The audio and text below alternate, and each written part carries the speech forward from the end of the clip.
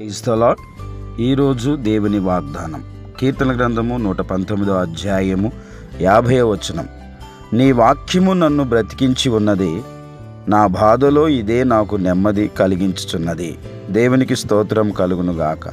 దేవుని వాక్యం మనను బ్రతికిస్తుంది. దేవుని వాక్యం జుంటు తేనె ధారల కంటే మధురమైనది. ఆయన వాక్యములో జీవముంది. ఆయన వాక్యము సత్యమై ఉన్నది.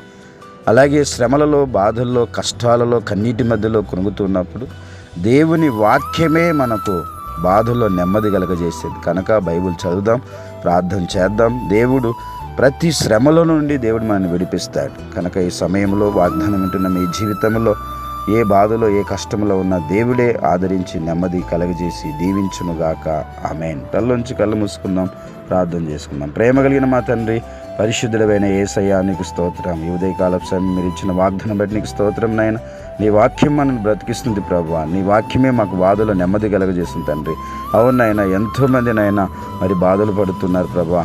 ఆరోగ్యం వలన, అనారోగ్యం వలన ఎన్నో బాధలు పడుతున్నారు. అలాగే కష్టాలు, శ్రమలు, అప్పులు, బాధల్లో ఆయన ఉన్నవారందరికీ విడుదల కలగచ్చే ప్రభు. ఈ వాగ్దానం జీవితంలో నెరవేర్చబడాలి తండ్రి. ప్రతి కుటుంబం దీవించబడాలి.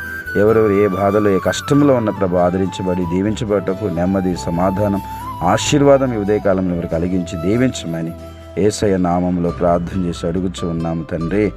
ఆమెన్. God bless you.